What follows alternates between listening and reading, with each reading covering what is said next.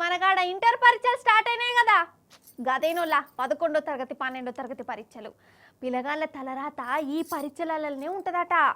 Doctor అవుతారా, scientist అవుతారా, engineer అవుతారా, లేకుంటే ఇంజన్లో నీళ్ళు పోసేటోళ్ళు అవుతారా, ఈ పరీక్షలలో వచ్చే మార్కుల మీదనే ఉంటుందట కదా. అంతేనా? పరీక్షలు అంటే నాకు యాదకొచ్చింది. నేను కూడా గిసొంటి పరీక్షలకు పోయే ముందు దేవునికి మంచిగా దండం పెట్టుకునేది. ఇక 2 ఊది బస్తులు ముట్టించి పరీక్ష రాసే అట్టకు పెట్టుకునేది. అంటే ఊది బస్తులు ముట్టించి ప్యాడుకు పెడితే జవాబులు మంచిగా యాదకత్తి అని మా నాయనమ్మ చెప్పిందల్లా. అందుకే అట్లా చేసేది అన్నట్టు నేను. మరి గంత తండ్లాడినా నాకు ఎన్నిగన మార్కులు వచ్చినాయో మీరు నన్ను అడగద్దు, నేను మీకు చెప్పొద్దు, ఇది సీక్రెట్ అన్నట్టు. సరే కానీ మన కాడ ఇప్పుడు ఇంటర్ పరీక్షలు రాసే పిల్లలు పెద్ద పెద్ద సాహసాలు వేసుకుంటా సంటల కాడికి పోయిరల్లా. అగో చూడురి. ఉరుకురి ఉరుకురి, టైం అవుతుంది, గేట్ ఎత్తరు. అరే ఆజాము, శ్రీనివాసు, వెంకటేషు, రాజేషు, రమేషు, రజిత, ఉరుకు. ఇంత ఆగం ఎందుకు? జర ముందుగాల బయలుదేరితే ఏమవుతుంది? సరే, ఈ ఉరుకులాట కంటే కూడా ఇంకా పెద్ద సాహసాలు చూపించాలి మీకు. ఫస్ట్ సాహసం యోగి చెల్లది. ఈ చెల్లది పరీక్ష సెంటరు జనగామల పడ్డది. కాకపోతే మేము కన్ఫ్యూజ్ అయిపోయి ఒక సెంటర్కు బదులు ఇంకో సెంటర్కి వచ్చిందట. కరెక్ట్ పరీక్ష యాళ్ళకు తప్పు సెంటర్కి వచ్చినా అని అర్థమైంది. పాపం ఏడ్చుకుంటూ ఆగమాగమవుతుంది.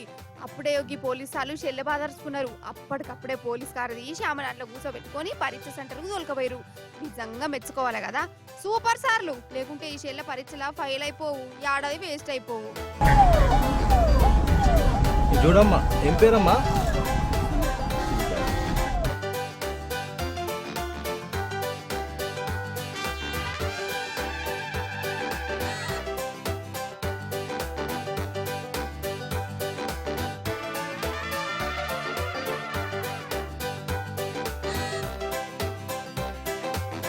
ఇగో ఇప్పుడు ఇది చూడురుగా, ధూమ్ సినిమా చూసినట్టే కొడుతుంది. చూసిరా, బండి మీద దంచుకపోతురు. నెక్కొండల పాప బుజ్జవ్వలది కూడా అదే బాధ. ఒక సెంటర్కు బదులు ఇంకో సెంటర్కి వచ్చిర్రు. పోలీసులు వాళ్ళని బండి మీద కూర్చోబెట్టుకొని ఇట్లా స్పీడ్ గా వాళ్ళ సెంటర్కు తోలుకుపోయారు. కరెక్ట్ గేటు పడే వాళ్ళకు వాళ్ళని లోపలికి పంపిరు.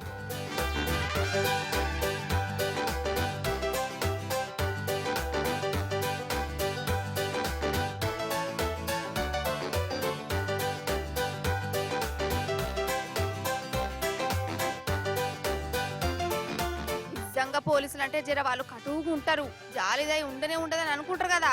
కానీ అట్లా కాదు, లాగిట్లా సాయం చేసేందుకు తనలాటోళ్ళు కూడా ఉంటారు. షబ్బాస్ పోలీస్.